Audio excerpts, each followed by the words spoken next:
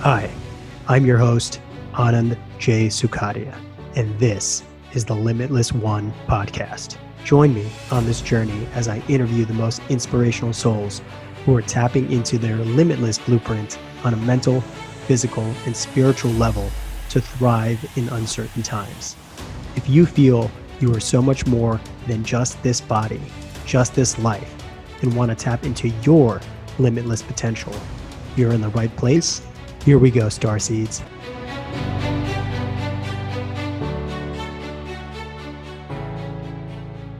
What if an ancient palm leaf written thousands of years ago held the key to your destiny, revealing your karma, purpose, and the path to a limitless life?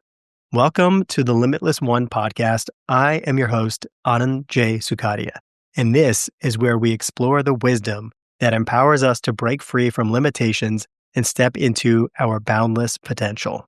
Today, we're diving into one of my favorite topics, Naadi Astrology, a practice that invites us to transcend the matrix of reality as we know it, awakening who we're truly meant to be. Our guest is the inspiring Dr. Q. Moayad, director at Indian Palm Leaf Readings for Naadi Astrology. Born to an Austrian Catholic mother and a Persian Baha'i father, Dr. Q grew up in Iran until the 1979 Islamic Revolution forced his family to flee to Austria. Surviving cancer from the ages of 16 to 19 sparked his spiritual journey, even as he earned a PhD and built a successful U.S. tour operator business. In 2013, a near-fatal illness led him to a Nadi palm leaf reading that changed everything, revealing his true destiny to bring this ancient wisdom to the West. Now he travels the world, sharing its transformative power. Naadi Astrology, crafted by the enlightened sages with divine insight, inscribes your life's blueprint, karma, obstacles, and purpose onto palm leaves found via your thumbprint. It's a glimpse beyond the illusion of everyday reality, and Dr. Q's Institute makes it accessible worldwide. Today, we'll uncover the history, the magic, and science behind Naadi Astrology. How does it help us escape the matrix and live limitlessly? What's the role of past life karma? And how do we navigate this practice safely, avoiding scams? Dr. Q's journey will light the way. Dr. Q, welcome to the Limitless One podcast.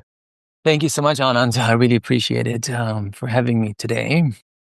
It's an honor and a pleasure. Yeah, absolutely. I heard about you talking about one of my favorite topics in the world, something that's really changed my trajectory of my life, which is Naadi Astrology, and your company specifically, Indian Palm Leaf Reading Institute, on the Alex Ferrari podcast. And it just showed me that, I've been looking for somebody to interview on this topic for a long time. I could only interview myself previously because there was nobody else I could talk to about it who didn't speak fluent, Tamil, ancient Tamil. But yeah, it's wonderful to come across you, and thank you so much for joining us today. You're welcome. I listened to your own podcast, by the way, to just know how much you know and how your experience was at the time, and maybe I can expand on it a little bit and go deeper. Absolutely. Yeah.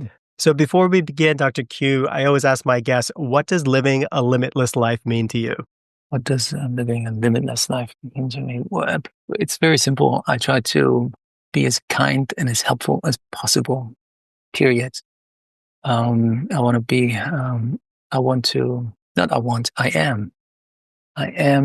walking the path of Dharma, which we can expand on in this podcast too, if you want to.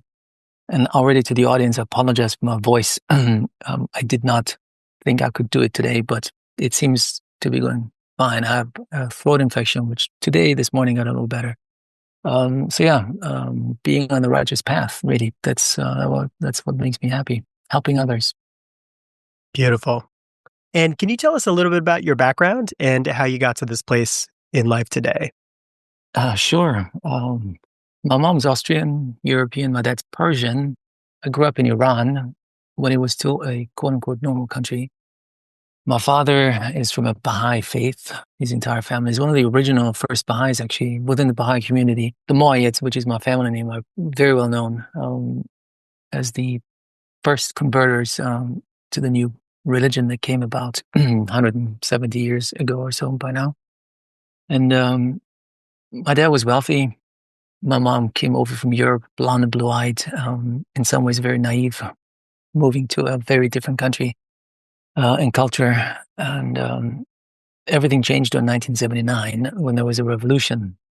Your audience might be mature enough, you might be mature enough to remember, or at least have heard of it in school.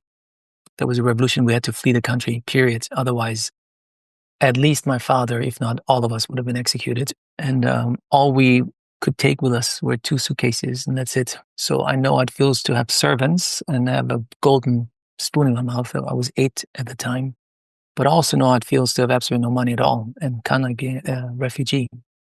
And so my teenage years were in Austria, in Vienna, which were also beautiful times. But then in 1986, and I presume you were born by then already, the biggest nuclear catastrophe to this date happened, called Chernobyl, which was put into a very gripping Netflix series. If you haven't seen it, I can highly recommend it, because I lived through it.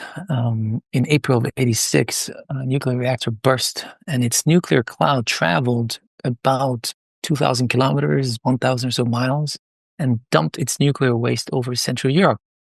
And for those of you who do not know where Austria is, it's in the heart of Europe. It's south of Germany and north of Italy. So it's right in the continental center. And little did we know that something that you cannot see, smell, touch can be as deadly as a nuclear fallout. As a result, tens of thousands of people died, of course, and also got cancer. And I got cancer. I was diagnosed with cancer in 1988. And my cancer doctor, and I'm very lucky, really, we became very good friends, because I was a kid, really. I was 16 years old when I was diagnosed with cancer, 17. She is also a politician, became a politician, the Secretary of Health. And she told me that most likely my cancer was caused by the nuclear fallout. But it was hush-hush. Of course, politicians across the world didn't want to talk about it too much and spread panic. I was lucky. 3 years in and out of hospital. I spent about 6 months in total as an inpatient, a very long time, with by now well over 1,000 needles up my veins. I was released from hospital. They said, "You're cured." So when I was admitted to a hospital, I said, "God, why me?" I mean, why me? I was, of course, stressed, and a lot of anxiety was going on. But when I was released, I also said, "God, why me? How come I survived and many that I shared the room with and the department with did not?" I saw quite many people die. Well, not literally, but I knew they were dead because they were not there anymore. And so that is, I would say, the beginning of my journey. That's when I somewhat realized that there is something bigger than meets the eye. And ever since that time, and I was 19 when they released me from the hospital, proclaiming me as cured. Although you're never cured as a cancer patient, you're in remission. I wanted to know what is behind the veil that I cannot see and try to pierce it. So for the past almost 40 years by now, that gives away my age, I've been doing almost anything possible to pierce that veil. I spent time with shamans in the Amazon, in the jungle, I'm telling you, scary too, not easy. Tried shamanic medicine and did Vipassana meditation retreats and Reiki healing and, I don't know, group therapies and God knows what, all of it with one single aim: to go deeper into the rabbit hole. And now at 54, I have come to realize the deeper I go, the, the less I know, because it never stops. It just gets bigger, not smaller, bigger. So the more you know, the more you need to understand. But that maze never stops. It's an amazing journey, really is, with lots of challenges too. But it's truly worth it. You cannot go back. Once you're in it, you just want to go deeper. I know that for sure already. So, well, now it's 2025. So 12, 13 years ago, I caught a virus So way before COVID, that is. I got a virus and got very sick. And I was staying with my girlfriend at the time in Budapest. And by the way, I'm talking to you today from Budapest. I moved here because of Emise, and she's my closest friend. And I stayed even though we're not dating anymore. She's like my sisterly sister that I've ever had. So I stayed, and I'm still here today. And I'm very fit, and that is why I survived the virus attack. I just couldn't keep up with her. We were jogging. I said, I cannot keep up with you. He said, you need to go back to the hospital, to your cancer hospital. And I did on a train because it's very close. Vienna, Budapest are not very far apart. And I have a VIP status, jokingly speaking, because I've been there for now almost 40 years. So they know me. Of course they do. And when I come, I said, look, I don't feel good. I get chills, fever. I can hardly breathe. So they sent me to various departments to get checked up. And then the cardiologist said, oh my God, you have to stay here, sir. You cannot go. I said, what? I have a job. In 2 days, I'm going to fly to Frankfurt. And I remember him shouting into my ear, saying, Dr. Moayad, I don't think you understand. You are very sick. You might die. You have to stay here. And thank God I stayed, because that day I collapsed. I reached temperatures of 42 degrees Celsius. Oh my God, I keep forgetting a lot in Fahrenheit. Very high fever. That you reach a stage of complete deliriousness. You don't even know whether it's morning or evening. You profusely sweat 3-4 liters a day, like a lot. And they couldn't fix it. So they shoved me into the ICU, and they told my mom, pray, because all we can do is just sedate him and hope for the best. Ultimately, I had myocarditis, which is an inflamed heart muscle, water in my heart sac, and pneumonia, and water in my lungs. But I survived. Really, I did. And when they shoved me into the ICU, I remember that too. I said, God, what the hell have I done to end up in hospital that many times? And being in this delirious state, I thought to myself, this lifetime, I'm a nice guy, really. I'm not money driven. I don't even own a car. It's not important to me at all. I help people a lot, as much as I can. And yet I end up in hospital so many times. So I thought, you know what? It must have to do with karma. And when my girlfriend visited me in the ICU, washing me, and I'm telling you, that was a very humbling experience too. I could not move at all. She said, yeah, there is something you can do, because that's what she heard about, is Nadi readings. And I said, what is that? She said, well, honey, she said, I told you about this already a year ago.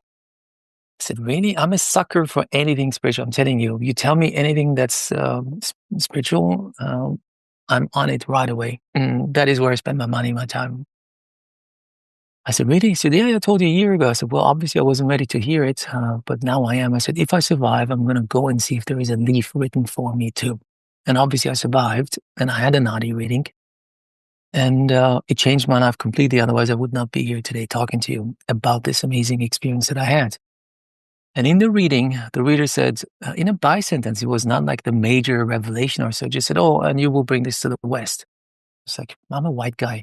For those of you just listening to this, I'm a regular white guy, nothing to do with India. Though, yes, do I like Indian culture? Am I involved in it? Of course, I meditate, and I love Indian food. I love spicy food. I love yoga. I've been doing it for 30 years. I'm a big fan of Bikram yoga, to be very specific. But I've done all different types of yoga too. But I have nothing to do with India, really. And so I thought, yeah, whatever. It went in one ear, not the other. But of course, I'm a very enthusiastic human being too. And whenever I experience something that is out of the ordinary, I share it with everyone. And I'm able to spark an interest in them. And they said, oh, wow, this is amazing. I want to get a reading too. I said, of course, let's book a flight and let's go to India. And that is when I realized that most Western people will never go to India. It's a no-go zone for whatever reason. The food's too spicy. The weather's too hot. I don't know, too much poverty, chaos, you name it. So I thought maybe we can do it online, Skype in the old days. And by the way, Skype is shutting down completely. It comes as a shock. It doesn't exist anymore. So I asked the reader, I said, can we do it over Skype? Yeah, sure. Not a problem. We can do it. So that is how it all started. Me helping out friends and family to get a reading without having to go to India. I'm a traveler. You need to know that too. I'm an academic by training. I have a PhD. So Dr. Q is not just a stage name. Well, it's a nickname bestowed upon me. That's true by friends because they thought it sounds cool.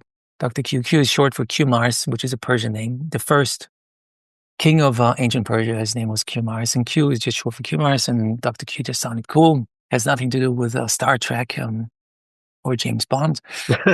And because people ask me, "Oh, is it from James Bond or Star Trek?" No, neither. God Q. I said, if at all, then I prefer to be God Q on a Star Trek than James Bond Q. So, and a traveler. Even though I love teaching people, I mean the young adults, university students, but the red tape that goes behind the scenes is mind numbing. I'm not that kind of person at all to deal with all the policies and the nonsense that goes on behind the scenes. So I changed careers big time and started a travel business because it's in me. I love to travel. I've been almost everywhere. And so for me to go to India, even though it's challenging, mind you, I get sick every single time I go. Every single time I get Delhi belly, as they call it. Specifically because my immune system is not very strong given my cancer years. Nonetheless, I travel. I like to travel, but people don't. Western people don't. To a small group of people, Western people that is, India is like a magnet. They move to India. They live in ashrams. They do whatever they do. But for the vast majority, no. So Skype was a solution.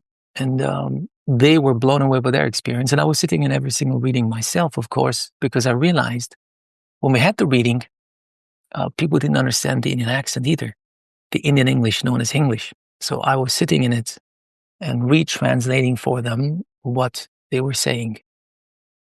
And as I was doing that, I also explained the deeper meaning. I didn't have a guide like you guys have now in me. And in our institute, I didn't have anyone explaining me the deeper meanings of any of it. It just intrinsically made sense to me, and I understood the message without understanding every single aspect of it. But I got the gist. And I knew from the get-go I cannot take it verbatim. It can only be a guideline. If I really want to change something, I got to do the pujas verbatim, exactly as prescribed. I understood the concept. I really did.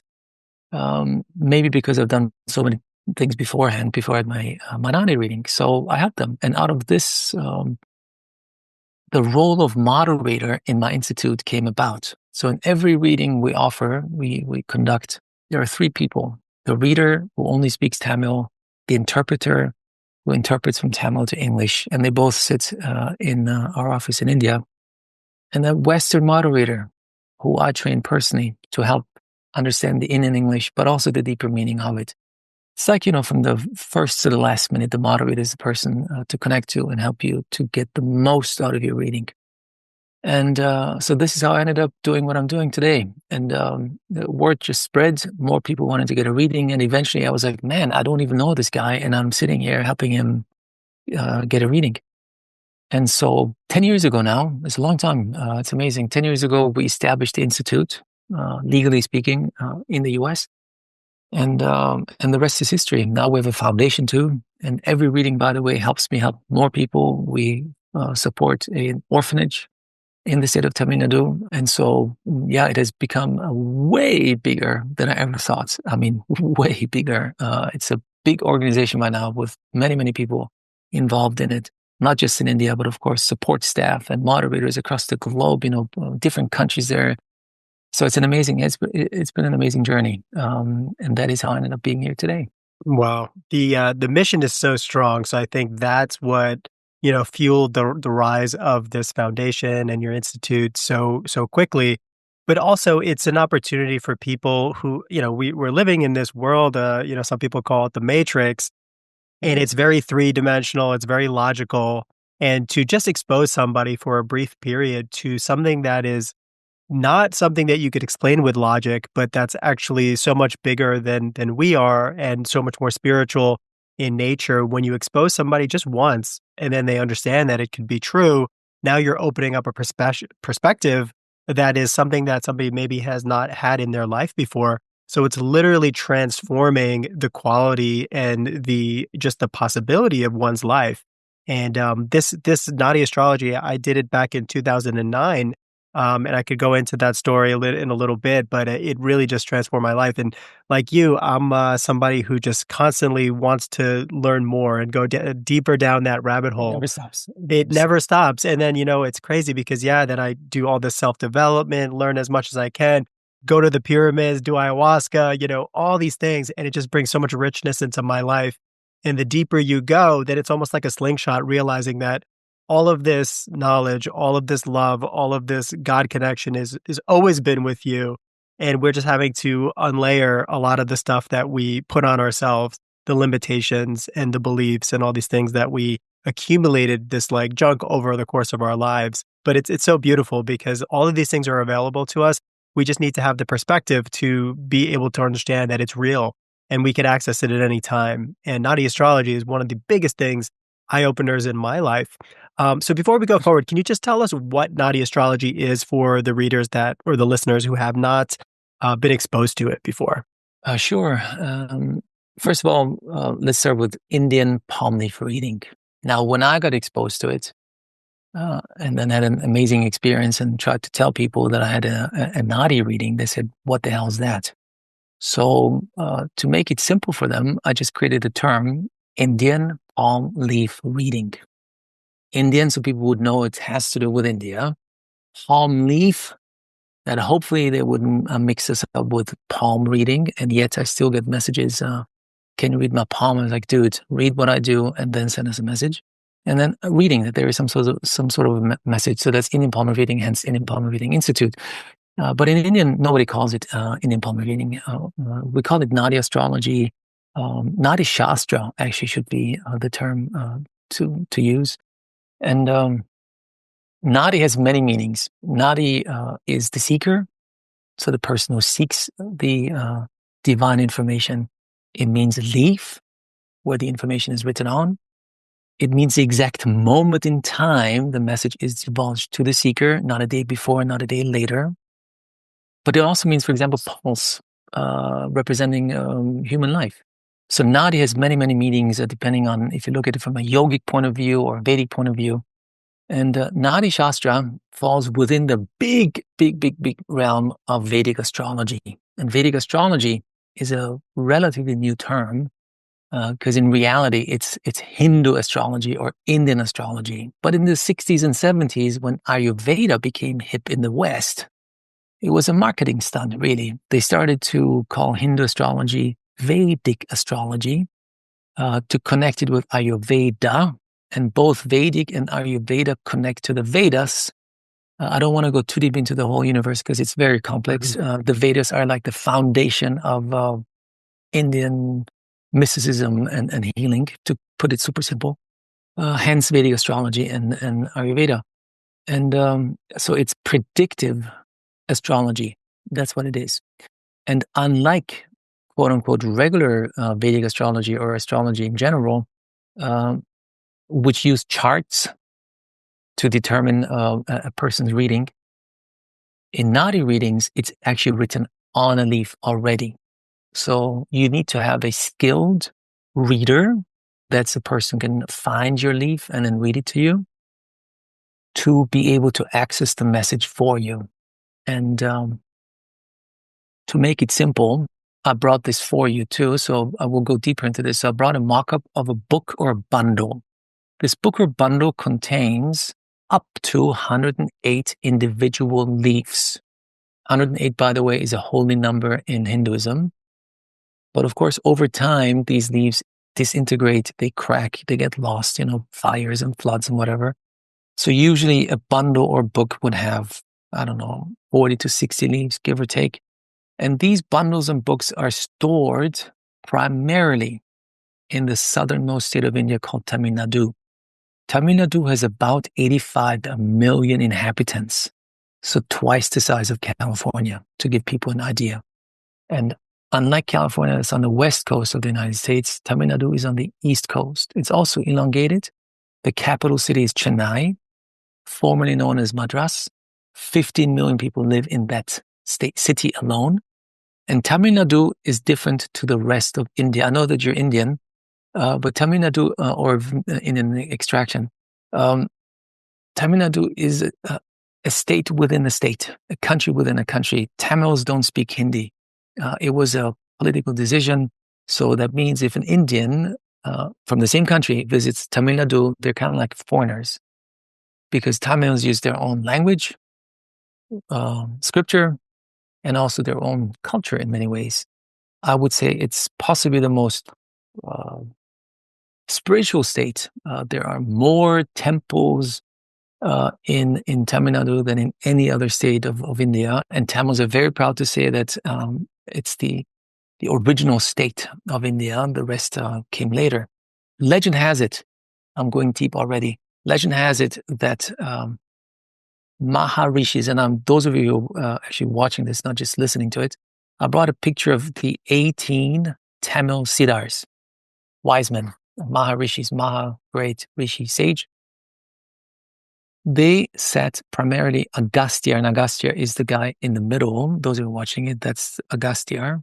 And our system is based on Agastya's books and leaves. Sat in meditation, invoking the power of Shiva, Parvati, Ganesha, Vishnu to be able to tap into the Akashic records and then receive the information and have it written down on leaves.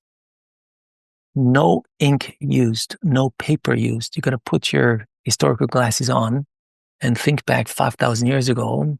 There was no paper. 2,000 years ago, there was no paper. So they used what they had in abundance, palm leaves, and they cut them into, 10, 20-inch long slices, and they're about 1 or 2 inches wide. And then they used the sharp tool, no henna, no ink, on the leaf. And then when it dried up, the writing came through. And they're brittle. So how can they preserve these brittle leaves? They used 2 slabs of wood, maybe bark of the palm tree itself. And then they put similar souls together in one of these books or bundles. And now they're stored in archives. So when you think of an archive, you might think air conditioning, security guard, water dispenser. None of that is the reality. And when you've been to India, so you know how India functions. In reality, folks out there, these are holes in a wall, really, referred to as archives and libraries. Could be individual rooms in somebody's home, and there are thousands of them, not just 1 or 2 or 500. There are many, many archives. They have maybe 50 bundles, 500, 2,000. All in all, God knows how many are out there. There's got to be hundreds of thousands of these bundles. And that is how they traveled throughout the time. And now we're at 2025. The system, how you can get a reading, is the exact same, more or less, as it was for millennia. Again, put on your historical glasses. In the old days, nobody could read or write. Only the elite, the educated. That means the rulers and the priests. That's it. The rest, no idea about reading or writing. So the Maharishis, in their great wisdom, said, how can we connect a leaf to a person who cannot read or write? Thumbprint. It's a very unique feature of a soul. You cannot duplicate that. So that is why even today we need your thumbprints to find bundles for you. The process. It's a 3-step process. Today too. It was then the same. You would go to a reader in a reader's office, and there are reader's offices all over the place.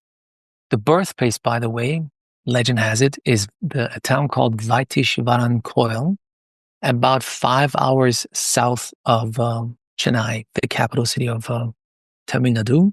I've been to Vaitishvaran many times, and I got offices, because we work with many different readers. And that's the hub. The next bigger town will be Chidambaram, which is about an hour away from Vaitishvaran. And Chidambaram is important because it's the only, and I'm telling this because you're Indian, maybe you're Hindu too, the only temple in India that is dedicated to both Shiva and Vishnu. It's a very unique temple. And it's actually dedicated to the Nataraja, the dancing form of Shiva. I don't want to overwhelm people when they listen to this, but to give you a geographic idea, it's about 5 hours south, and some of our offices are there in this area too. And we use the Nataraja temple. And some people might have seen my videos, which are shot in that temple, very famous temple. So they were sitting in meditation, tapped into the Akashic records, downloaded it, and then telepathically had their disciples etch the information on leaves. And that's how they were preserved and traveled through millennia. You would need to submit your thumbprint. Then the reader would look at your thumbprint, ladies left, gentlemen right. That has to do with karma and female and the male energies. So females left, males right. And by the way, because we already had several transgendered people getting a reading from us, it is the gender at birth that counts. So when you're born as a female and current to male, you need to submit your left still and vice versa. So then the reader looks at your thumbprint, identifies your thumbprint category type. That's important. So the secret in all of this lies in your thumbprint and thumbprint category type.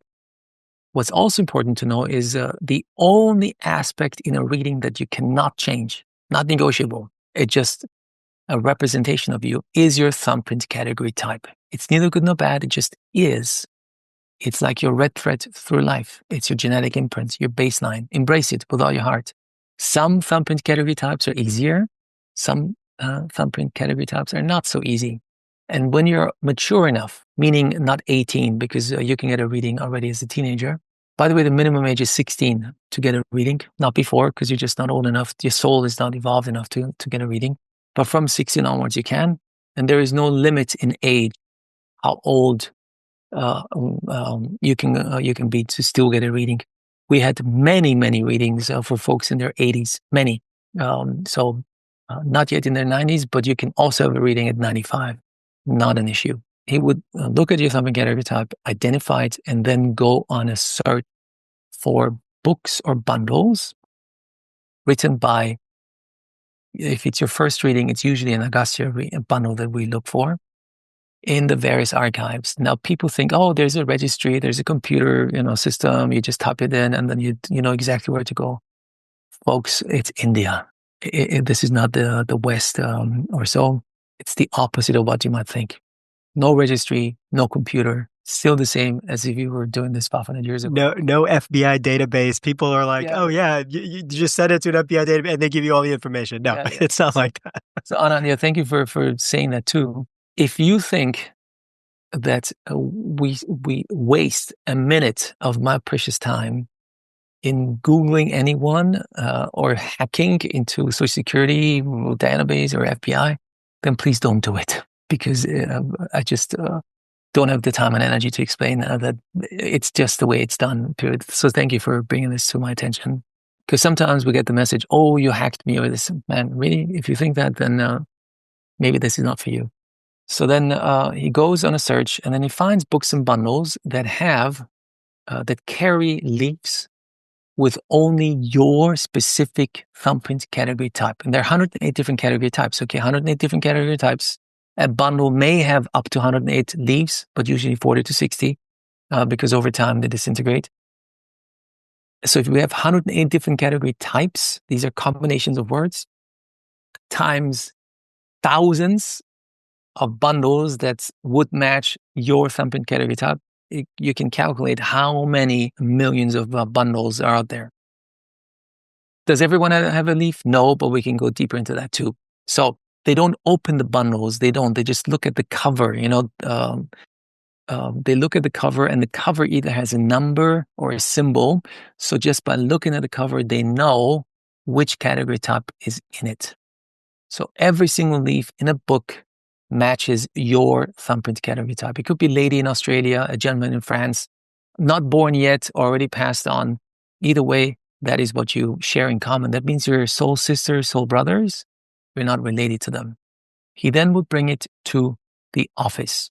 So the whole thing is a 3-step process. Search for the bundles, and the search for the bundles can only happen after submitting a thumbprint category type, your thumbprint, and then the reader finds your category type, either in the office of a reader, which is called a reader's office, or through us online. It's the same thing. Step 2 and step 3 are matching of your leaf. That means finding your actual leaf within the bundle, and then the reading itself. So 3 steps. And these 3 steps have not changed, haven't. The same process. In the old days, they were asking for a bit more information, but we just cut things down and make it a little faster these days. So you submit your thumbprint. Obviously, we know your gender, because if it's left, it's a woman. If it's right, it's a male. The country of birth, and that's it. And whether you had a reading already or not makes a difference too. Simply because if it's your first reading, then usually it's Agastya who wrote a leaf for you. If you already had a reading with Agastya, you still can have another leaf written by Agastya for you, of course. But then we would look for a different Maharishi. Vashishta, for example, Brigu, I do not know. There are so many of them. Actually, there are hundreds of them who wrote leaves, but only 18 we deem as the main Tamil Siddhars. So if you're in India, you will go to the office and then you will do matching and reading in front of the reader, which I did. Otherwise, you can do it online. And the whole purpose of my institute, by the way, is to make it easy for you guys. You can sit comfortably at home, sip your tea or coffee in your air-conditioned room or heated room, and just have a reading. And it beats having to get up, because we having a global audience. We had to come up with set times. It's 6:45 a.m. for East Coast people, or 12:45 a.m. for East Coast people. So it's either late at night or early morning, converting to 9:45 p.m. California time, or 3:45 a.m. California time. Having to get up early or stay up late beats any time spending money, flying to India, getting inoculation, finding a reader that you can trust. I think it's worth it to get up early or stay up late for possibly a life-changing experience. Yeah, from the comfort of your own home. I had to go there. I literally spent like almost 12, 13 hours in the center. Luckily, they found my leaf at that center, but I know people that went to multiple centers, took weeks at a time to find the right center. So this is way easier and way more beneficial. Yeah. Because, I get messages too from people, I would so much rather do it in India. I said, great, go. I mean, I'm not here to sell anyone anything. I'm just providing a service. And by the way, since we're mentioning it, I haven't made a single dollar on this. It's pure good karma work. Little did I know 12 years ago when this whole journey started that it would be this big with a wait list of 2, 3, 4 years, which I do not even know how long the wait list at the moment is, because the influx of reading requests, it just gets more and more. And I can only expand, meaning create capacity gradually, because it's a very time-consuming process to find the right reader, a matching interpreter, train moderators. It's a very complex thing, and we cannot expand as fast as demand grows. It's 10 times more demand than I have actually capacity for, and so it is comfortable. It's meant to help you. If you want it, wonderful. If you don't want it, also wonderful. Either way is okay with me. So in our case, our institute does the matching and the reading through Zoom. We did it over Skype, of course, the early days, but now Skype doesn't even exist anymore. And we were one of the very first using Zoom. Really, I remember times people had no idea what Zoom is, so I have to install something. Anyway, so now it's super easy. Just click on it and boom, there you are. So wherever you are, my Indian team is in India, and the moderator, the Western moderator, is wherever they are. We have them all over the place, really. And they're all trained by me, by the way. So they're trained to help you understand the accent, but also the deeper meaning of it. So matching and reading takes quite a while, 3-4 hours.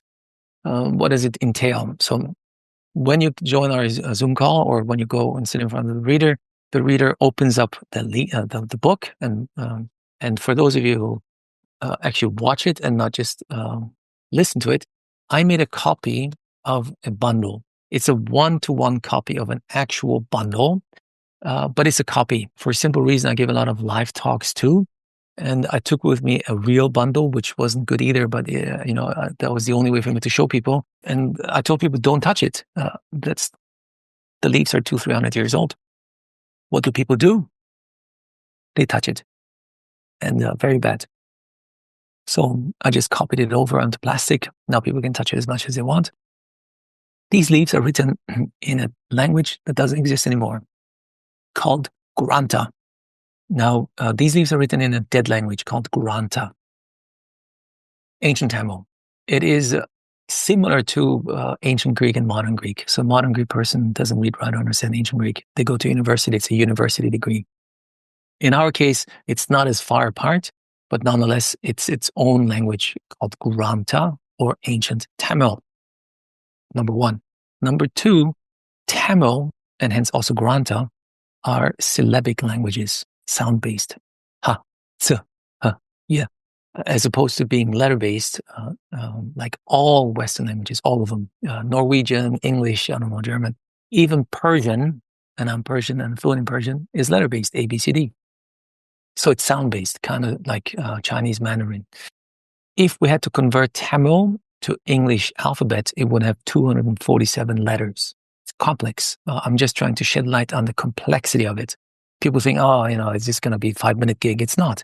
So it's a dead language, syllabic language. It's written as a poem. The original leaves are written as a conversation between Shiva and his wife Parvati in a poetic form.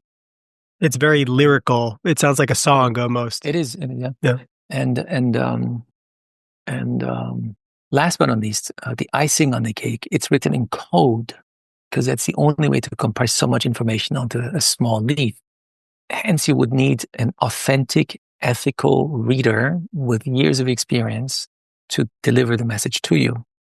And so when people say, I'd much rather do it in India, I'm going to fly to Vaitishvarankoan and do it in the center of it. Yeah, there are, I don't know, a couple hundred reader offices. All I can say is good luck. Almost any person would sell you anything for a quick buck.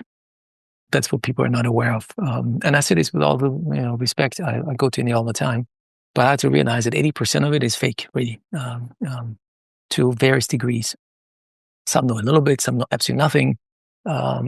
So to really find a reader who is ethical, grounded, dedicated, experienced is quite something. And it takes time to find such a person. And that is why we cannot expand so fast, because I do it step by step. And then that is how the leaves are written. So you sit in front of him, and then the reader opens up the book like I do, and then he looks at the first leaf. And looking at it, he then reads out to you a statement, the most important statement on that leaf that catches his eye. He reads out to you. Not a question, it's a statement. And matching process reflects your current reality that you're in. For example, he will say, you're married because this leaf belongs to a human who is married. That's simple. And if you're married, then at the time of the matching, you will say yes. If you're not married, you say no. So only answers to statements that you should give is a yes, no, right, wrong, correct, or incorrect. No need to give any more information than that. For example, you are married, but you're going through a divorce. No need to say, yes, I'm married, but I'm going through a divorce. That's irrelevant to the reader. By the way, the reader, even though, let's say you get a reading through our institute, we need to know your name. We need to, obviously you have to pay for it and stuff, and we emails back and forth. But the reader team, you can rest assured, and on my father's grave, the reader only has your thumbprint. That's it. Everything else is on the leaf. If you don't trust us, then don't do it. It's as simple as that. I get just too many readings to explain why, how. My readers, you're Indians and you've been to India, so you know how people live. And it's not the wealthiest country. And I do know of my readers, they travel an hour on public bus to come to the office. And some of them don't even have an actual toilet in their house. They have an outhouse. So if you really think that we spend a minute on Googling you or hacking Social Security, then in the wrong setting here. So that's the only thing that the reader knows about you, because everything else will be revealed on the leaf. So for as long as you say yes to a statement, he stays on it. He goes deeper. If you say no to a statement, then that's not you. He flips over to the next. And that is how the process works. What you also need to know is the reader must know in which direction to decode the leaf. As I explained to you earlier, it's a syllabic language. So a symbol can be A, E, I, O, or U in our language, in English, right? So he says, your second letter has an A, E, I, or U. Is it correct or not? Yes, it's correct. So the second letter of your name, not in your particular case, Aram, but just as an example. In your case, you could say, oh, your name, sorry, we can use your name. Your name starts with an A, E, I, or U. You will say yes. And then he either says it's an I or O, and then obviously you say no, then that's not your leaf. Or he will say it's an A or E, then we say yes, and then it's an A. Or he will just ask you straight up, what is it? To just save time, Or the symbol is not clear enough. If it's clear, then he will say it's an A or E. If it's unclear, he says, what is it? And you just say it's an A. And that is how the process works. G, J, K, L, M, N, or, S, C, G, K. There are different combinations that are always the same. And he needs to know, how should I interpret the symbol? And you're the one who needs to help do it. matching happens, and that is, of course, the wow factor of it all. Blew my mind too. I'm very honest about it. I just couldn't believe what I was hearing. I told you in the audience, my father is Persian. I grew up in Iran. My mom's Austrian, so Germanic, blonde, blue-eyed. My father looked like Omar Sharif. For those of you who are mature enough to remember him, famous Egyptian actor, a movie actor. He did Dr. Shivago. Maybe you remember the old movies. So he was like, and by the way, I already referred to that, is the way it's delivered, the statement and answer, and then the reading itself too, is in a sing-song way, in a poetic way, because it's written as a poem. And the readers learn it. They have to learn it, because the way they chant the statement to you already has healing faculties in it. The whole purpose of getting your reading, the whole process of it is meant to give you healing energies. So it's delivered in a sing-song way. Dum, maram, maram, maram, maram, I don't speak Tamil, but that is how it sounds to me. And it's done on purpose. They learn it. And at the end, when matching happens, that's the wow part of it. Is so I, not speaking Tamil, I heard dum, baram, baram, baram, siavash. It's like, what? Oh my God, Siavash is my father's name, So, and then the interpreter said, your father's name is Siavash. I said, holy moly, absolutely, and Dam Baram Baram Baram Gizela. And that's my mom's name. It blew my mind. So I said, yes, oh yeah, absolutely, yes, it is. And then they confirmed your date of birth and all the rest of it. And then they declare a match. That means they found you. Then you get the reading. So that's when your heartbeat starts going really fast.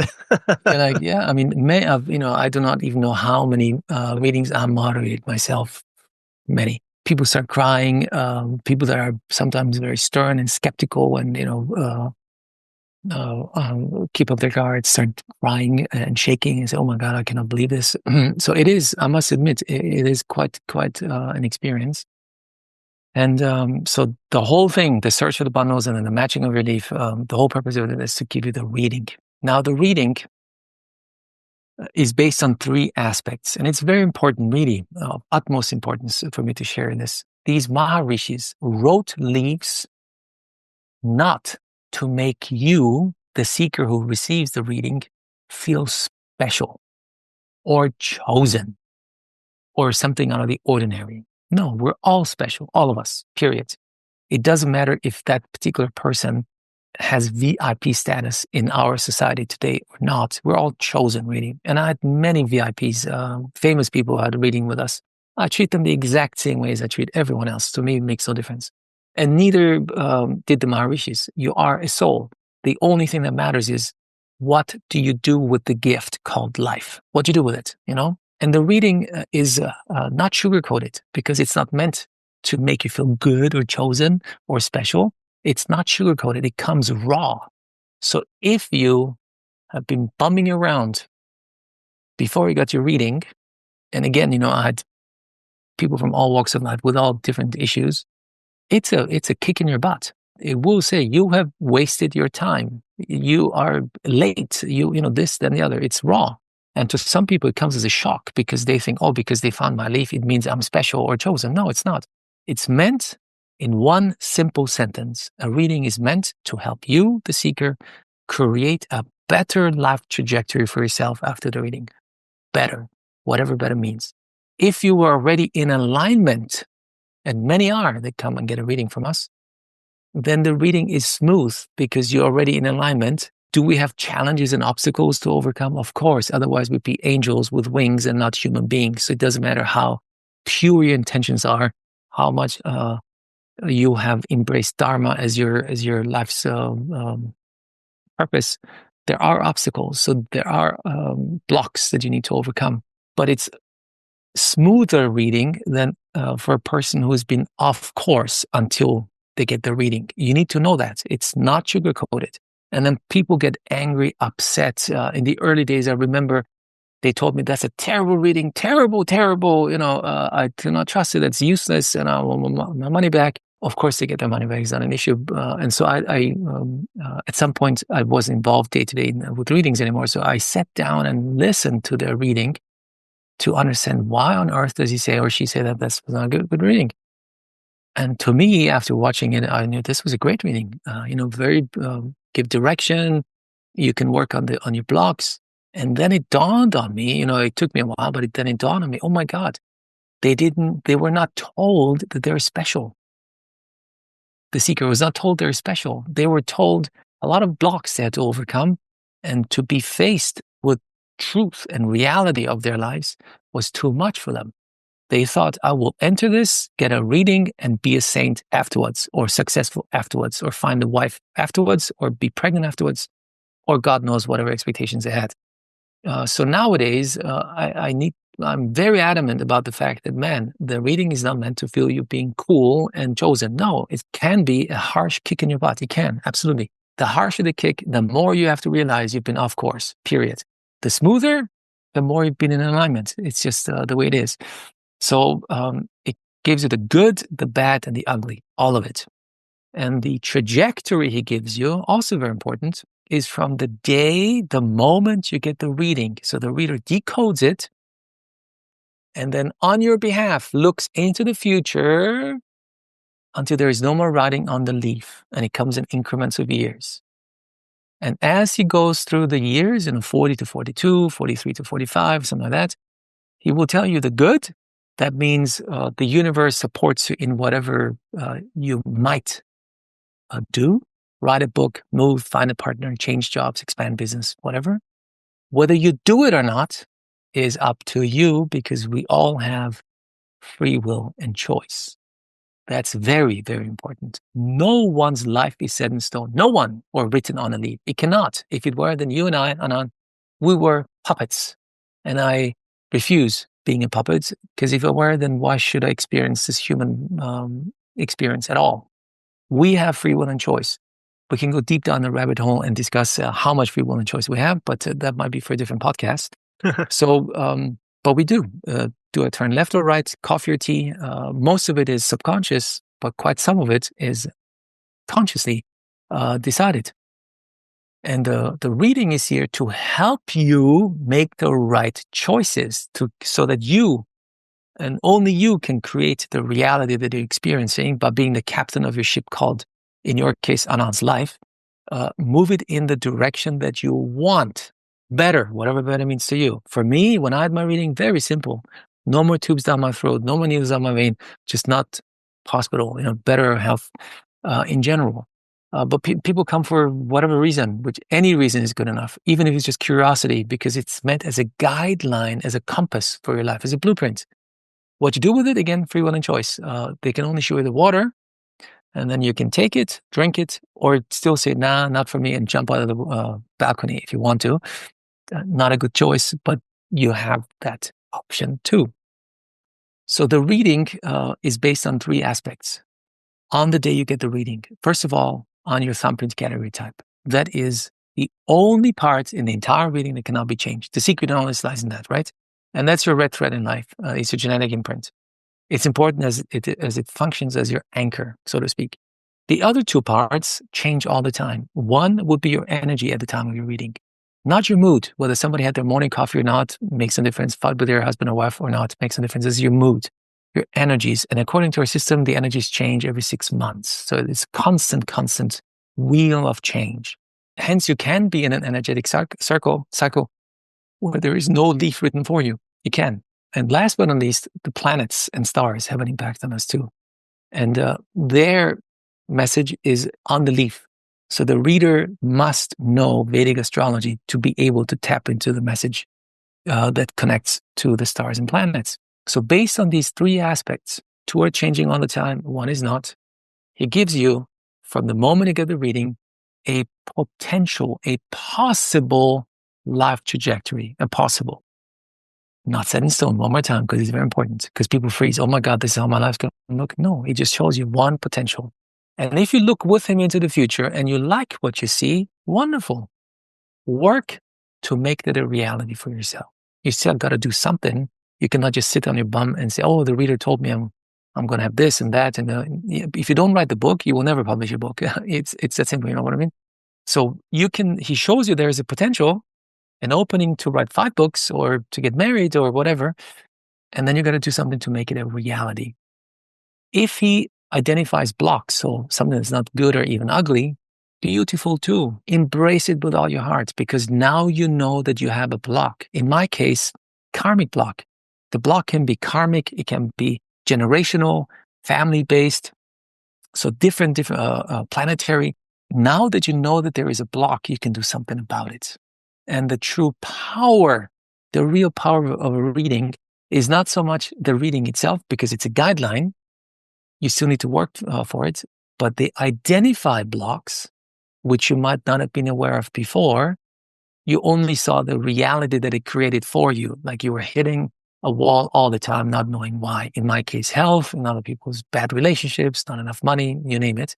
Now you know there is a block. He tells you there is a money block, there is a karmic block, there is this block, and it manifests itself this way. You're like, oh my God, I understand. So embrace every single block identified with an open heart as a blessing in disguise, because the real power in the reading is the pujas, the remedies. A leaf is divided into 14 chapters, and the last chapter is the remedy chapter. So the Maharishis, in their great wisdom, not only do they give you a guideline to lead a better life for yourself after the reading, they help identify the blocks that cause whatever vicious cycle that you might be trapped in this lifetime. They also give you remedies. Oh my God, how cool is that? And the remedies are not earth-shattering. They're not. Anyone can do it. I did it too. A puja, a remedy, literally translated means ceremonial, a prayer ceremony or ceremonial act. So that's either a mantra or something that you need to do. That's what it means. But when I give talks or interviews like here and dealing with primarily Western people, but mind you, we have a lot of Indians who get a reading through us too, even Indians who live in India. Many times they said, I trust you because I've seen you with Craig Hamilton and Reverend Bill and this kind of, and I know that I get my money's worth with you, because they don't even trust their own, having to travel. And I'm not sure if they get an authentic reading or not. But for the most part, it's Western people who are not exposed to Indian culture at all.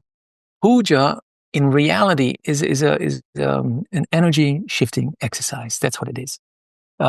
As much as an act of gratitude, in my opinion, that's the most powerful energy shifting exercise. If you're grateful for something, not just as a chore and you do it because you were told by your parents that you're going to be grateful for something, that's a waste of everyone's energy. But if you're truly grateful deep down, my God, that's an energy shifter. If you pray, if you go to church or temple, really, if you do it with your heart, then it's an energy shifter too. Big time it is. Meditation is an energy shifter. So these pujas, literally translated a prayer ceremony or ceremonial act, are also an energy shifting exercise. And why do I go so deep into this? Because at that time when I had my reading, I knew that from my previous work that I've done to even get me to a Nadi reading. I understood, I knew already then that everything in life is energy, everything, period. It could be, it just manifests itself differently. So the laptop that I'm using to talk to you, the program called Zoom is also just energy. And so is money that comes into my pocket is also manifested energy. But also the health of my cancer is also manifested energy. So everything is energy. And I knew even at the young age that, not at 19 because I thought I'm a victim, but soon after I realized that nothing happens independent of me, nothing. I am an intrinsic part of everything that happens to me because I am the creator of the reality that I'm in. It all happens in here, period, all of it. Success, money, deep relationships, children, you name it, fulfillment, happiness, joy, but also sickness, anger, envy. It's all in here, recreated.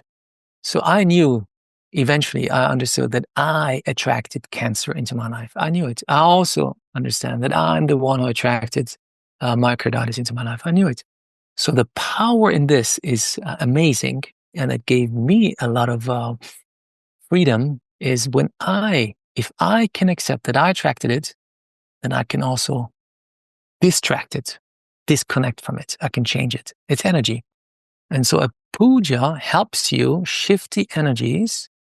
And my undergrad degree is engineering, so I like to use, in this case, maybe an engineering analogy. The perfect curve in the universe, perfect, is a sine curve.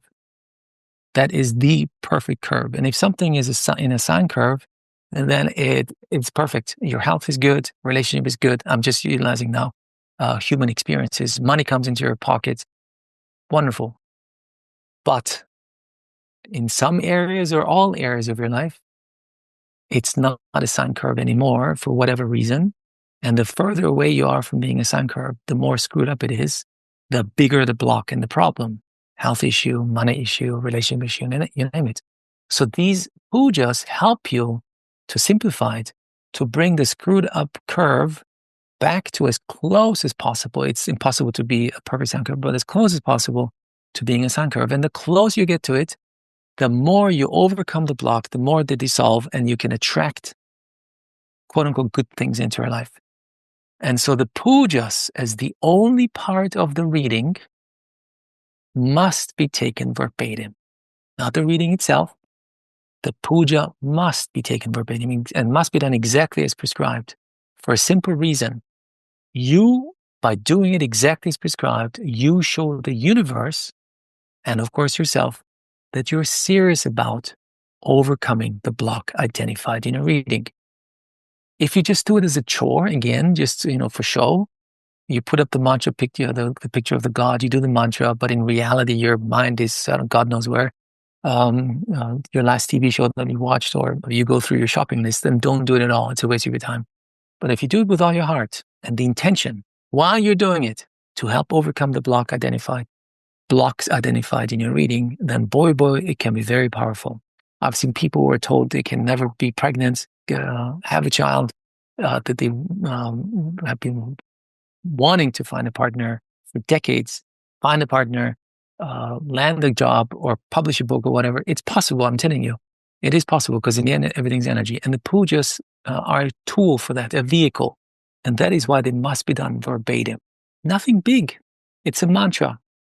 Anyone can do it. But they must be done on a specific day of the week or full moon or new moon or whatever specific days there are. And yes, you have to go full moon or new moon in your area, wherever you might be, and then find the exact date for you to do it. Is that work? Not really. It's a small price to pay for a big result in the end. It could also mean an actual act, something you have to do, a puja. In my reading, for example, I was told, feed the needy on 2 consecutive Wednesdays. Of course, I didn't have the guide that you have in me now that knows a lot. I think the Western person knows the most about all this worldwide. I didn't have the guide, but I knew intrinsically I need to feed the needy on 2 consecutive Wednesdays. And at the time I moved to Budapest in Hungary, didn't speak Hungarian, didn't know anyone. And so I asked the reader, what exactly do you mean by that? Soup kitchen? Should I donate money? Should I give sandwich to a bum on the street? What should I do? He said, you will figure it out. The typical Indian way, you will figure it out. Everything works out. It all works out. I was like, oh my God, I don't know what to do. So that's Wednesday, I was then in Budapest, paying closer and closer, and I had no idea what to do, really, no idea. I was sweating and I didn't want to screw up my puja cycles, because if you miss a cycle, you have to start from the beginning. And I didn't want to do that because I really was very determined and focused on doing all that. And then, boom, it dawned on me. I said, I've been observing this elderly lady in the cafe that I still go to get some lunch. She was always scrambling to find money to pay for her cheap lunch, really nothing, $10. So I said, she's a needy person, in my opinion, because the reader said, you will figure it out. So I said, okay, to me, she is a needy person because I observed her before already. So I told the waiter, I said, I'm just going to pay for her. Just don't tell her. Cost me nothing, $10. I don't remember. Not a lot. And so I still remember, and I still feel the emotions that I felt at that time when I think about it again. This lady who wanted to pay, she was scrambling in her wallet, and the waiter just said, no, it's already paid. And she couldn't believe him. She was looking around and she thought he was joking her, but no, it was such a beautiful feeling. And I had, the second Wednesday, I just, there was a bickering young couple in front of me, Hungarian. I didn't really understand what they were bitching about, but I could sense they had a relationship issue. We all know this without really having to hear the words. I heard the words, I just didn't know what they mean. So I just stepped ahead and I paid for their coffees. It stopped them right in their tracks. They couldn't believe it. They were like, oh my God, who's this crazy guy who just bought us the cups of coffee? And I just said, enjoy your day. It shifted their energies like that. Boom. And that's a long time ago now. 10, 12 years ago is when I had my reading. So, and I still do that once in a while. And I can only tell the audience out there, do it too, man. It's a beautiful experience when you pay a random person without wanting anything back from them a cup of coffee. When you're at the airport or a train station or somewhere, just, you choose one randomly and say, and right before they want to pay, I'll buy yours. Beautiful experience. You pay forward. You help that one person. You have no idea how big of a help this might be to that one person, that particular moment. It costs us nothing. I mean, almost nothing. It's just a token of support to someone else, but it has a big impact on you, the person does it, and the person receives it. So that is the puja part, and the pujas are individualized. It's not the same puja for everyone. And to wrap this up also, when it comes to pujas, there are two sets of pujas prescribed on a leaf. Home-based pujas, that would be pujas that Anand need to do for Anand at home. And in many cases, also pujas that ought to be done by priests in a temple. Now, in my particular case, our institute's case, if somebody knows they have the priests and know a temple, then of course you can organize it yourself. If not, we organize it for you in the state of Tamil Nadu. So, but these two sets of pujas are independent of one another. Your own you need to do, and because of karmic issues or planetary issues or whatever, you might be prescribed additional support that needs to be done, quote unquote, professionally by a priest who does it for you. You personally do not need to do anything with that. So that's the puja part. Now I covered all of it, and I hope that I didn't talk your ears off. You tell me which aspect I should dive deeper into, or whether you're good with what I just shared with you. Wow, absolutely. That was the most thorough explanation. Thank you, because it really sheds light on, the whole perspective of going into this reading, understanding that we are empowered beings and taking self-responsibility for our lives, right? Like nobody else is going to make the change. You have to make the change. So just being open and aware to coming to this with gratitude and humbleness.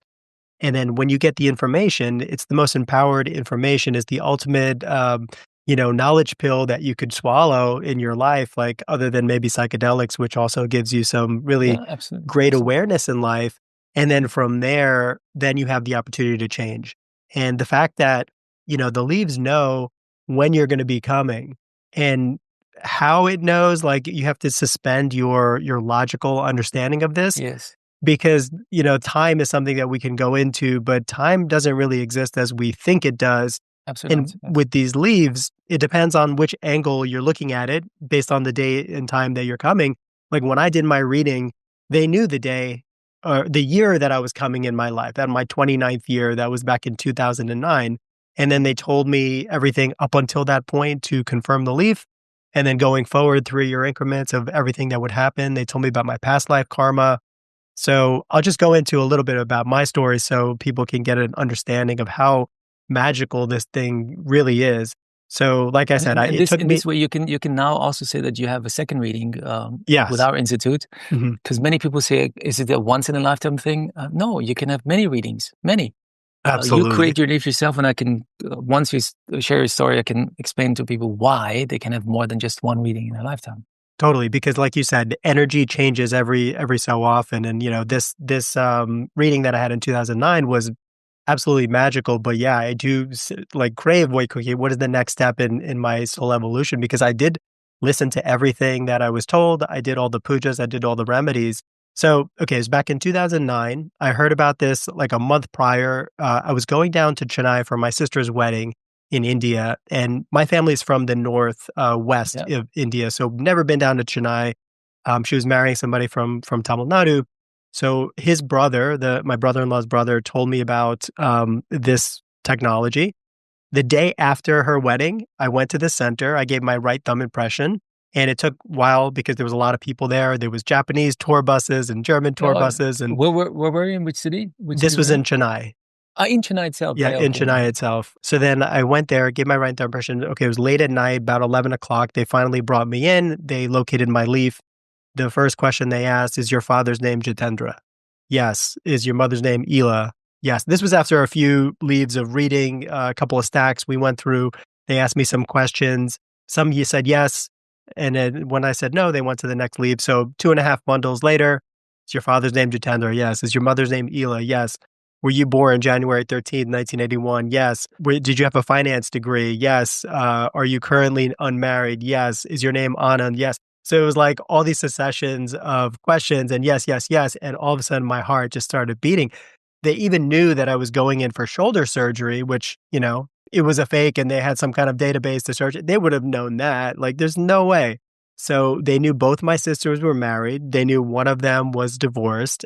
My other sister got married the day before. So it's like all these things. They knew that I was coming in my 29th year. So they confirmed my leaf and then they went into 3-year increments of what's going to happen in my life. So that was just like the most unbelievable mind shifting reality experience because I was like, I always was open to this stuff, but when you actually experience it, you're like, wow, what really is time? And, am I living in some alternate reality? Because in what logical sense can you make any sense of this stuff that somebody wrote these leaves 2,000 years ago about my particular life and other people's lives. And since that technology that I got read, I've told other people. And other people have, gone to India and some people have gone to many different centers and finally found the one in a remote village somewhere. I also brought my ex fiance. It didn't work out, but I brought her to New Delhi, where they have some centers that are sister centers with the Chennai ones. And we went to 4 different ones, but many of them tried to convince her that they had their leaf, but there wasn't. So there's a lot of like, there's people out there that do want to scam you and they try to make it convincing. And we spend lots of hours. It's almost like beating you down with like frustration to the fact that like, oh no, we have your leaf and this is it. And it was very vague. So I was like, we need to leave because, finding somebody who's very reputable is very challenging. And that's why I got so excited when I heard about you and your institute and how you do everything with the utmost integrity because yeah, in India, if you go, you never know. Like, even if you think somebody is reputable and somebody else got a reading done there, the next person, they might not have that leaf and they might try to convince them that they have the leaf. So it's a lot that you have to kind of consider and like, what experience do you want and making sure that you don't get scammed when you go down there. Mm-hmm. Yeah, true. Absolutely true. So, yeah, it's easy to talk to an Indian. A westernized Indian going back to India. I have many Indian friends here too. And so they know if you want to do this right, it takes time. It really does take time. And I spend a lot of time, and of course, money too, and energy in testing, vetting, finding leaders that fit our structure, our belief system. I don't even make money with this. So I do not make money with this. I don't even own a car. So money's not the big thing in my life at all. As long as I can buy my cup of coffee without having to sweat it. Does it cost $4.20 or $5? Makes a difference to me. Whatever I want a coffee today, and that's it. I don't want more. And I come from a very wealthy family. My dad was really wealthy. And I told my mom, I said, Mom, even if we somewhat got back the money, $100 million or something, I wouldn't buy a yacht. I wouldn't buy a car. I would just dedicate my life to as a foundation and help others as best as I can. Really, it's not me. Money is not my big driver at all. So to help another person really is a beautiful thing. If it comes from the heart, it makes me super happy to see that someone else can create for themselves because you still have free will and choice. You can only be a guide for someone else. Show the water, but they gotta drink the water themselves. And the Maharishis, I go a little deeper also for you because you're Indian. There are 4 yugas, which I presume you've heard of. And these are huge time spans, huge. We are in the shortest of them now, which is still almost 500,000 years long. It's called Kali Yuga. Kali Yuga is the dark times, the winter, if you wish. 4 yugas, 4 seasons, makes it easy to connect. And now we're in the dark times called Kali Yuga. Good news is that we're in the tail end of it. That means we are about to be done with Kali Yuga and enter or re-enter, because it's a perpetual cycle, re-enter the golden times, where everyone, 100% of humanity is on the righteous path. 100. In the dark times now, only 25% are living Dharma. That means 25% of souls have to carry 75% of humanity on their shoulders who are not focusing on the right thing, quote unquote, right thing, to carry us through it. And the Maharishis wrote these leaves for old souls specifically. So if you get a reading, you're automatically an old soul. In the Hindu tradition, there are 7 life cycles, 7. And each cycle has many lives. And the last cycle is called the moksha cycle, where you are getting ready, prepared to enter moksha, which means liberation. And once you enter moksha, bliss, you are reunited with the eternal source, and you can stick your toes into a sandy beach and sip on your pina colada for the rest of eternity. And you don't have to come back here. Correct. Because the cycles are mandatory, right? 7, there's cycles, but many lives, not just 7 lives, And in each cycle, you spend many lives to learn the lessons, from the bottom up. The first cycle is just, what is it being alive, So from toddler to professor at the university, if I can use that terminology. And then the reading tells you, are you in your 6th cycle, so 1 more cycle to go, or in your last cycle? And these were only written for second to last lifers, as we call them, and remokshat. Remoksha means a soul that is stupid, and mind my humor, stupid enough, already being reunited with the eternal source, getting bored and say, I need to come back and help humanity. Because nobody forces you. You don't have to. You voluntarily, you're an idiot, an idiot voluntarily coming back to help humanity. And we call those people light work, time travelers, light workers, or remokshat souls. And these 3 categories of souls have a reading because they're old souls. And they're meant to help these old souls during the dark times of Kali Yuga to create a better life trajectory for themselves after the reading. And as they create a better life trajectory for themselves, by default, at least that was the idea, they help others to create a better life trajectory for themselves by being a good example for others, whatever you might do, by teaching them something. So through a trickle effect, 1 reading at a time, making this Kali Yuga more bearable and this planet a better planet for all of us. So that was the big idea behind it. Now, a person can have many readings, 10, I don't know. I know people at 6, 7, 8 readings already. Our institute, I've been doing this now 12 years, 3, 4 readings, they come back only with us, over and over again. Very simple reason, your energies change all the time. A reading, again, is based on 3 aspects at the time of your reading. Your thumbprint category type, which never changes, which we explain you in detail in your reading. You need to embrace it because it helps you understand why certain things have been the way they are and likely to continue that way. But if there's karma connected with it, puja, you can help overcome that too. So your thumbprint category type, energies that change all the time, and planetary constellations change all the time. So as you had your first reading, you improve your trajectory like I did in my first reading. So in my first reading, by the way, he said, oh, you're going to bring this to the West. I thought he's joking with me, man. Look at me. I'm a white guy. No, didn't want to do this. But it turned into this, So then 3, 4, 5 years after my first reading, I had a second reading. Different reader, different Maharishi wrote it. The reader, I remember it distinctly, and I wish I had recorded it like now we record all the readings and people get the recording of it. He was looking at me, so he was looking at the leaf and, in the matching process. And then I remember it's just beautiful. He looks at me and says, you are doing this. He was puzzled because he has never come across that in his lifetime.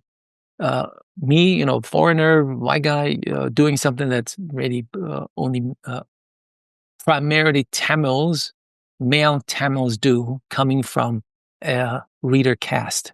And here I am, nothing to do with it. And he says, you are doing this. It was like a question mark, exclamation mark. Doesn't look. I said, well, I don't personally do this, but I have an institute now that provides this service. It was mind blowing. So the first reading said, you will bring this to the West. I could have said no. I could have said, no, forget about it. I have nothing to do with it. And I didn't plan. He didn't plant the seed in me at all either. I was just enthusiastic about it, and I shared it with others. So I started to create a new reality for myself because I gave into it voluntarily, without big plans, really. And second time, it picked up on the new energies. Now the Institute is here. You're doing this. Wow. So it's meant every single time you get a new reading to bring that trajectory higher and higher and higher. There is no end to it. There is just like once you enter the rabbit hole, you discover one tunnel, and then you realize, oh my God, behind the tunnel is 10 more tunnels, and each tunnel has 10 more, and so forth. It never ends. So you can never stop getting better. Never. Otherwise, it doesn't make sense to be. Yeah, because we have limitless potential in this life. And how do you actually reach the limit? There's no possible way. So there's just every time you take a new journey, you make a left instead of a right, all of a sudden a whole new universe is open to you. So question for you, once you find when you work with your Indian Palm Leaf Reading Institute and they find your leaf once, do you have to continue the search after that for other leaves? And it's the same process, or are you working with the same base? No. It's different Maharishi, different bundle, different leaf, a whole new process, brand new. The second, third, 10th reading has nothing to do with your first, second, or third. Absolutely not. Very different. The first reading, as I said, usually 90+% of the time is an Agastya leaf because he was the GP, for lack of a simpler term. He wrote the most leaves. He is the father of Naadi Astrology. And so most likely the reader will go and search for an Agastya leaf or bundle for you first time. Second time, if he knows you already had a reading, it's a divine act, really. It's not, there is no rhyme or reason behind it. He's like, maybe this time I look for a different Maharishi and finds one. Or he goes back to Agastya again because this time Agastya has something else to say to you. So ultimately, you can have several readings from the same Maharishi and several Maharishis also to get a reading from. It's possible, absolutely. Yeah. And I think the important thing for people to understand is like whatever reading comes is the perfect one for you at that time in your life. So if to look at, when you have the perspective of everything in the universe, everything in this life is perfect, every piece of knowledge, every whatever we think of as a setback, everything is either a lesson or a victory. So when we look at life like that, then, it becomes effortless and we succumb to the greatness of it all and understand that, yeah, we chose this. Maybe this free will that we think of as the destiny of our higher self. Okay, so what is your thoughts on destiny versus free will? We come here with a rough map. Rough. I know that we choose our parents. We do. So I talk about myself. I chose to have a Western mother and a Persian father. I wanted to experience a potential possible, because you never know, this tornness, different cultures, and through the revolution, the tornness and being derooted and everything else that comes with it, you somehow set the first piece into it and say, okay, let's start from this point on the chessboard and see where it takes you. Everything else is up for grasp, I would say. Meaning it's a conscious act. It is. Every day. It's a conscious act to be ethical. It's a conscious act to not cheat someone. It's a conscious act to, when you work for someone or for yourself too, as an analogy, if somebody builds a house, to actually use brick and mortar and then cover it with the paint so that when they scrape it off, behind it is substance. It's a conscious act. You can fake it, just have a glossy facade, beautiful, but means nothing. So, as I said, everything else is up for grasp. What you do with it is the important part, not where you put yourself, to start the game in this multiverse of possibilities. I know so, guaranteed. As I said, I've done a lot of journeys, meditation, and also shamanic help, like many, hundreds, a lot. And I've been in that state, not just with ayahuasca or mushrooms or whatever, but also pure meditation. So I do know, I'm 1,000% convinced that there is no reality the way we think it is. We create that reality every single second, and we live the reality in its multifaceted form at the same time. So I live a reality where I took a left turn and had an accident and lost a leg, while I also live the reality when I took a right turn and met my future wife with whom I have 3 kids. So we live all that because this is a matrix. It really is. I'm here to experience, and the experience is has no what's a good word for that? Let me think. It's neither good nor bad. There is no good or bad. To give it, there is no good or bad. It just is. Now I know it might sound harsh, or it might sound, oh my God, how on earth can you think that? To my higher self or our higher self, me having cancer and being in pain and struggling with death, thinking about it, has the same value as me being in love with my wife and girlfriend and looking into the eyes of my child. It's also an experience, And I do know, because it took me time too to fully incorporate this into my own belief system. In the end, it's just an experience, and it doesn't matter what it is. So what we do with it is what makes all the difference. That's just the way it is. We all have challenges. It doesn't matter how wealthy or not wealthy you are, which country you were born in, which society you were born in, which religion you have. It's meaningless. It makes no difference. What brings meaning to it is you are here to experience X. X shows up. What do you do with it? Very simple. What do you do with it? And that's a conscious act. And if you every single time decide to be ethical and kind and helpful and understanding, man, you're creating beautiful karma, not just for yourself, but for everyone else too. And we're all working toward that Satya Yuga coming. That is the golden era where all of us, 100% of humanity, is on that path, where there is no pain, there is no sickness, there is understanding, there is pure love, pure energy. And we can practice that now in the dark times. And that's my aim in life. Very Absolutely. Every day we're making karmic deposits into big time. our cosmic piggy bank. It's Big time. really incredible. Another question for you is, and I've heard this from some people, some readings, that is there an end date to the leaves? Have you ever come across any readings of that nature? What do you mean by end date? End date meaning has there been any readings from Agastya or anything saying like after a certain date the leaves will no longer be necessary? For instance, if we when we're in the golden age, it may not be relevant. Well, again, there is no book, there is nothing written down, there is no chronicles about it. It's just hearsay, almost all of it. Hinduism per se, there is no book. Mm-hmm. It's only word of mouth. It's the only global religion that has no Bible, if I may use that term. There isn't. It's just rituals and word of mouth. And so is all of Nadi readings too. Really, it was passed on from generation to generation within the Nadi reading caste. It is said, some believe, I guess all of them, conducting my talks with them, every reader says that they were written to help humanity, the minority, the 25% who are on the righteous path, and the old souls among the 25%. Okay, not everyone who is on the righteous path is necessarily already in their 6th or 7th life cycle.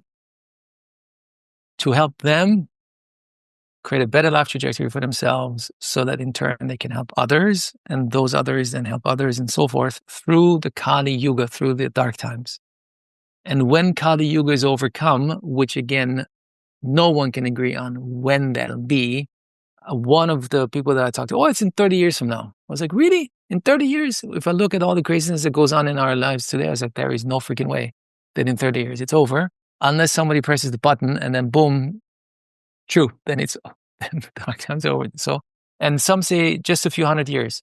I can more live with that, a few hundred years from today's point of view. But we are at the tail end. Given that Kali Yuga is hundreds of thousands of years long, and we're at the tail end of it, Whether it's 1,000 years or 5,000 or 500 in the big scheme of things makes no difference.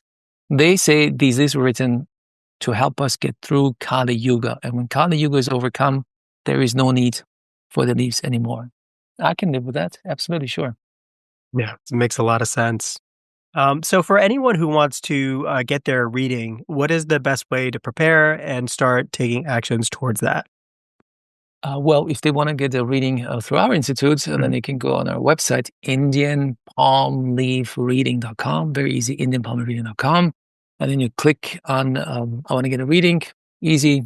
And then you submit $100 because the search for the bundles costs $100. Given that we have a huge wait list, and I'm not exaggerating, a huge wait list, the $100 secure your chronological spot on our wait list. That's what it does. So you pay $100, we receive it, we send you information saying thank you so much for the payment of $100, and now you submit your thumbprint. That's your next step. Gents right, ladies left, and then you upload it through our secure system, and then we have that, and we tell you, yes, we can use them. That means we can identify your thumbprint category type or not. And once we say yes, we can use your thumbprints, then you enter the actual wait list. And then it's all communicated in the emails that you get. Then you have to wait. It can be 2 years. I do not know how long. It could be 5 months because I'm constantly working on expanding our capacities. But it takes time. It really takes a lot of time to do that. And once the capacity is freed up, whatever that might be, we send you an email saying, thank you for your patience. We know that you've been waiting for quite some time, but now the capacity has arrived to start the search for your bundles. That means we will start the search for this. That will be step 1. Now that we have your thumbprint that's usable, the reader knows your category type, and then it goes on a physical search, guys. Physical, no computer, no registry. From one archive to the next. He either walks because he got a few buddies, a few reader institutes are around there. If it's too far away, he hops on a bicycle, a moped, public bus. It's an actual physical act. You're going to be patient. And from today's point of view, the average search time, once search starts, is 4 to 6 months from today's point of view.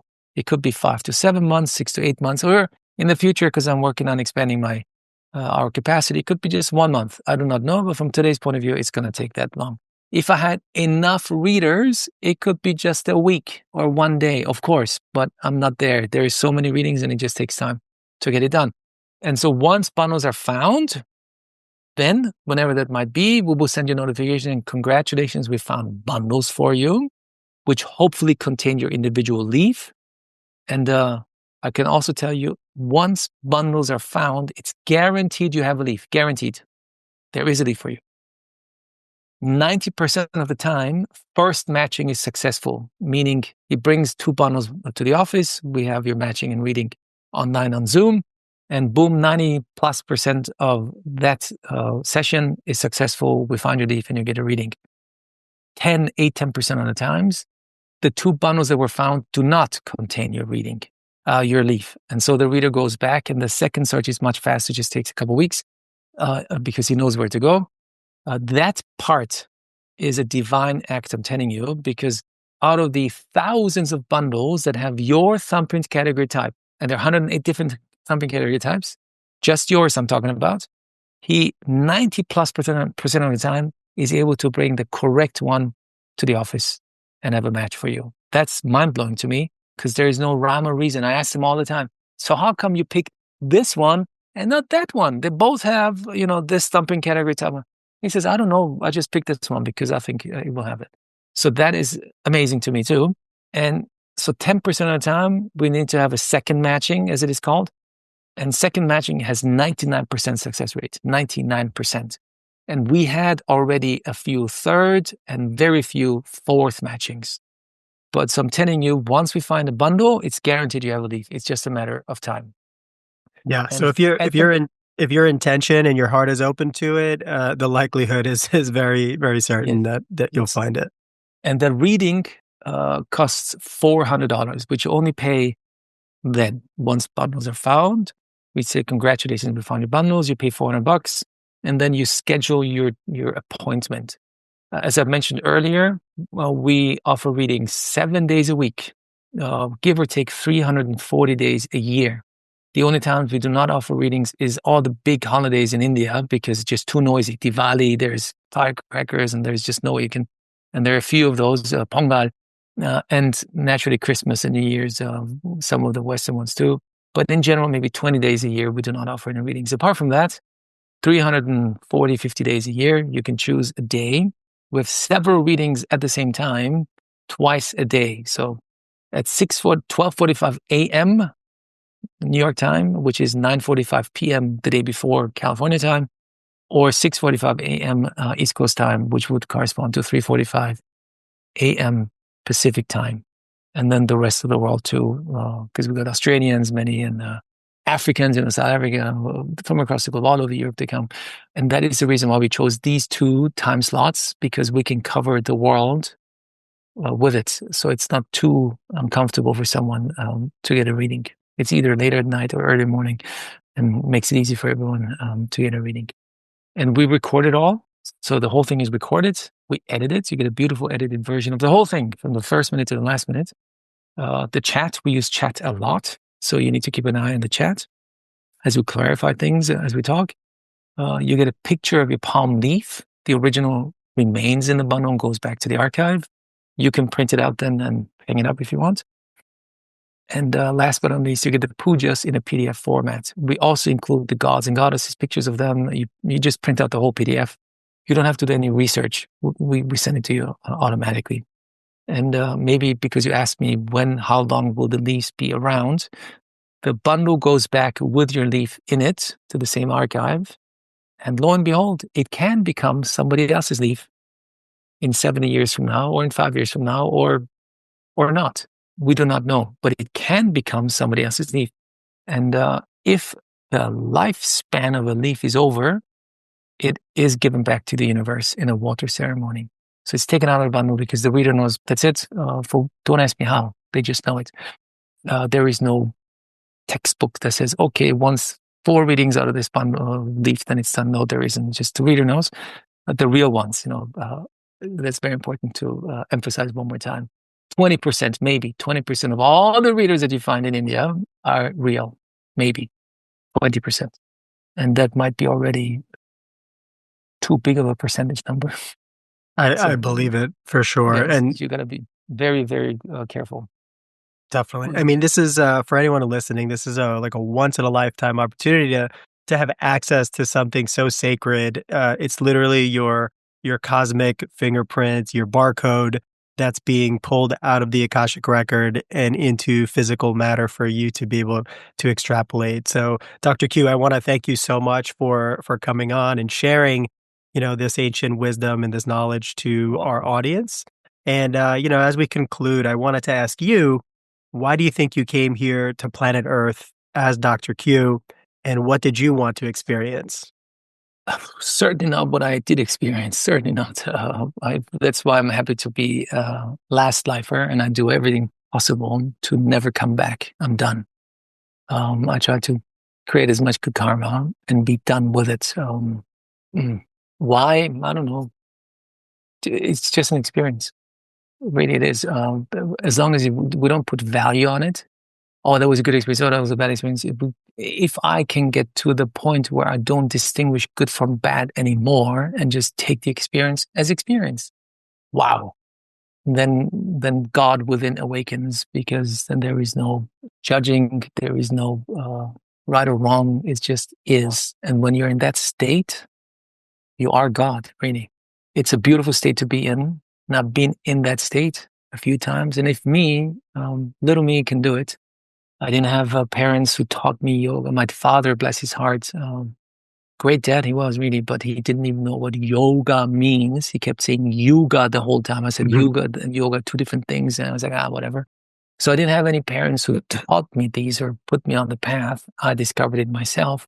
If I can do it, you can do it too. That's a beautiful story behind that. And if I can experience that bliss, which I presume you experience too, Anand, and you do not need psychedelics to get to that point, but it helps. It makes it easier, to be honest. I know that you can get to that point through deep meditation. And today, at 54 years of age, I understand why these sages were ascets and they lived in caves and separate from everyone else, because then you can truly go within and become one with the universe, be God. And I'd say this not as a big-headed person at all. I'm just saying everything is God. You become one with the universe, but we're not meant to experience, to be that. We're meant to experience a human experience with all the pain, the challenges, the struggles, but also the joy, the laughter, the easiness, good food, breathe air, make love to people, we're meant to experience that. But once you're there, then you're beyond all of this.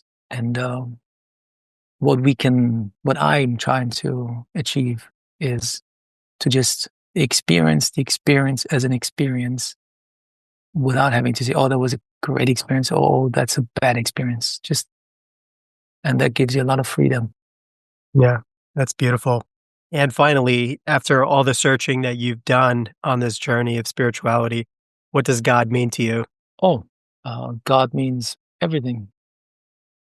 I don't believe in religion. I've seen too much pain with man-made religion. But do I believe in God? Absolutely. As a concept of not something that is separate from me or you, it is in us. And the more I go deep down the rabbit hole, the more I dig, thinking I will come to the end, the more I realize I will never come to the end. But I get to experience or catch a glimpse of the fact that we are God and we can experience that. So yeah, God is us, inside of us, in all its aspects and facets. That is God. Amazing. I'm so grateful for you to come on and have this sacred time together. And I really appreciate this conversation. It was great. Thank you for having me, Anand. I really appreciate that. Namaste. Namaste.